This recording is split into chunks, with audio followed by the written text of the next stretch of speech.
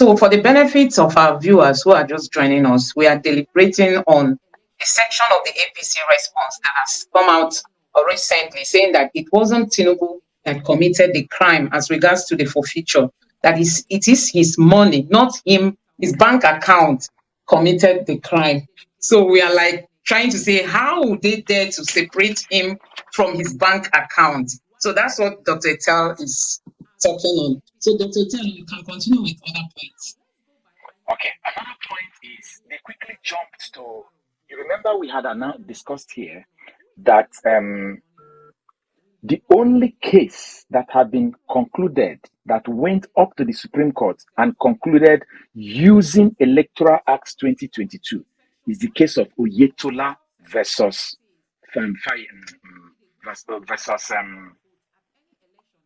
Adeleke. Oyetola versus Adeleke, the governorship case of Osun State. They quickly jumped. In fact, that's how they started in their paragraph points 2.1. They said that the analysis purportedly done by the petitioner in this regard is misleading, to say the least. The reliance on Oyetola versus Adeleke in support of their claim is unveiling. What the honorable court would consider is whether the petitioner had been able to prove their case. And I am like, hold on. How do you know you have proved your case as a petitioner without comparing it with a case the court has concluded using the same measuring scale? Because the measuring scale in all the petitions after the signing into law of Electoral Act 2022 is the Electoral Act 2022, the electoral guideline, and the guideline for the election and the manual. So are they afraid that Labour Party was bold enough to refer the Supreme Court and refer the appeal court to their own judgment on the case of Oyetola versus Adeleke and the relevant sections of the law where the Supreme Court themselves quoted? The Supreme Court themselves quoted the Electoral Act, the electoral guideline, the INEC guideline, and INEC manual in the case of Oyetola versus Adeleke. And they specifically mentioned the area where that particular Electoral Act mentioned that collation can only be done with reference to the result that had been electronically transmitted. So they're afraid. They're trying to tell the court, oh, no, forget them. But it's practically impossible. That's where they started. And you know where they started there? Because as we have said here, that was where they shot themselves in the leg. And do you know, the Supreme Court quoted Section 47, and I want anybody, because we don't have time here to begin to do that, Section 47 of the Electoral Act, Section 60 of the Electoral Act, Section 64 of the Electoral Act. These three sections dealt with accreditation, voting, announcing of votes, transmission of results, collation at the ward level, and even when disputes arose. Now, the question again, Nigerians, we need to ask ourselves is, was there disputes after this election? There was disputes all over Nigeria. And the law specified that in Section 64, subsection 6, A, B, C, D, it mentioned exactly what you will do when there is a dispute. And the rule states, number one, you have to refer to the result on the IREV. So IREV, we are supposed to do two official assignments. Number one is that you don't do collation without using IREV. Number two is that when the trouble happens at the collation center, you must refer to IREV to be able to make your final decision.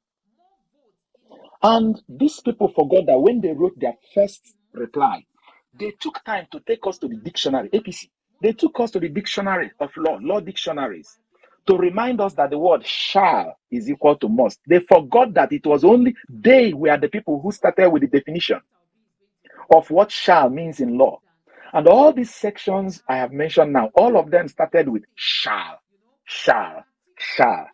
And Labour Party referred the courts to where they relied on those shall to make their decision in the case of Adeleke versus Oyetola, and APC say no. They shouldn't go there. They shouldn't touch it. How do you prove a case without first of all knowing that what you're arguing is in line with the law? Isn't it? That is only when you know that you have a case.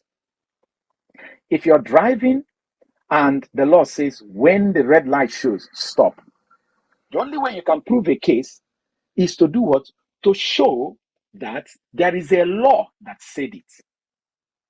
Because if a police catches you and say, I saw you pass the red light, the first thing you're going to do is, have I done something against the law? Yes. Which section of the law did I break? So APC is saying, don't quote the sections of the law that INEC violated. So what do they want Labour Party to do? And just like we said in the case of a feature, we are waiting to see how the judges will throw away those three sections in all the decisions they will make. Because if the judges make any reference to any of these three sections, section 47, section 60, and section 64, INEC, everything INEC did will be completely obliterated by their judgment. I haven't even mentioned going to the guideline, the regulations and guideline, INEC regulation and guideline, where INEC said in their section 38 that this presiding officer shall, after the whole election, upload to the IREV.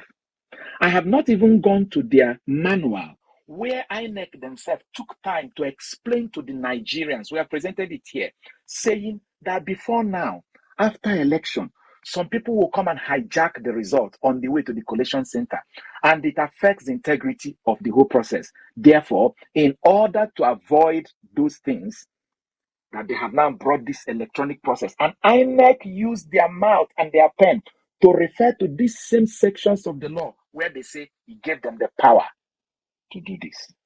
And APC is saying, no, throw it away. It doesn't matter.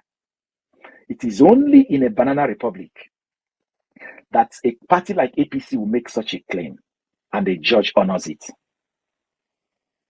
I believe so.